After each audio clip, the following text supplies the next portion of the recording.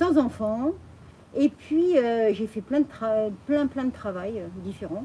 Je parle des langues étrangères et je suis autodidacte. Et je m'intéresse à tout pour comprendre tout.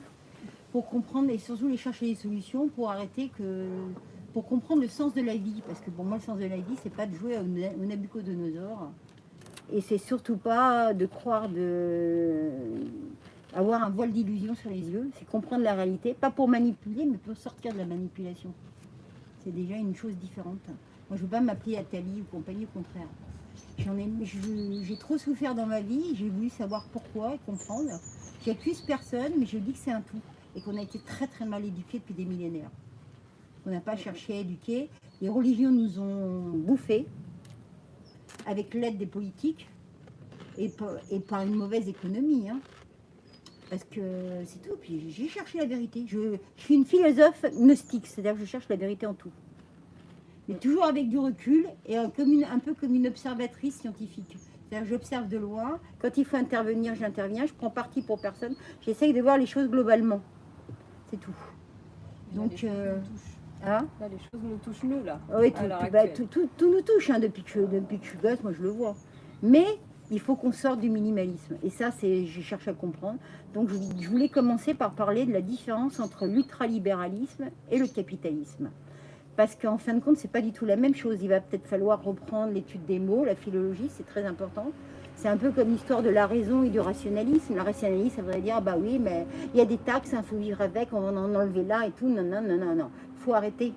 On n'est pas là pour travailler, c'est-à-dire venir au monde, aller à l'école, dans des écoles bêtes et méchantes, qui ne développent pas du tout l'esprit humain, pour le sens du bien commun en plus. C'est une catastrophe. Et on a fait des guerres depuis des millénaires pour des histoires d'ego, de petits princes, d'empereurs, de merde, ou de religieux bêtement mesquins. Mais on n'a pas fait...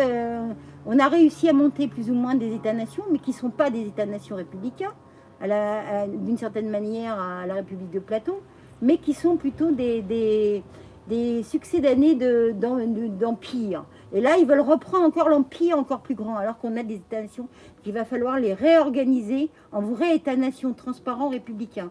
C'est-à-dire pas des histoires de patriotisme ou de nationalisme, des histoires d'États-nations souverains. Et un État-nation souverain, ça veut dire qu'on a déjà une souveraineté sur notre monnaie et notre économie. Et notre économie, c'est aussi bien les banques que nos grandes entreprises, et que les hommes politiques, il va falloir c'est pour ça que je suis pour le RIC, mais alors il va falloir le travailler. Je ne suis pas pour la Constitution maintenant. Avant de faire la Constitution, il faut reprendre notre autonomie au niveau de notre souveraineté monétaire et financière. Ça passe par je vous coupe, de sortie de l'Europe ou l'Europe pour vous, vous êtes intéressé par l'Europe ou pas du tout? Si. Ah si, moi je parle du monde globalisé, même l'Europe. Hein. Je dis, on est sous l'emprise d'une toile d'araignée là. Je veux dire l'OMC, l'OMS. Quand vous voyez l'OMS, qu'est-ce qu'elle a fait au niveau du Covid là? Elle a amplifié un truc qui n'existait presque pas. Par peur, la peur. Parce que même les Chinois, même s'ils ont évolué au cours des siècles, ils ont appris, ils sont quand même humains, ils ont quand même des peurs, ils ne savent pas tout. Parce qu'on passe beaucoup de temps dans notre vie à travailler pour gagner de l'argent. On ne passe pas de notre vie à travailler pour apprendre. Oui. Donc il y a une grosse nuance.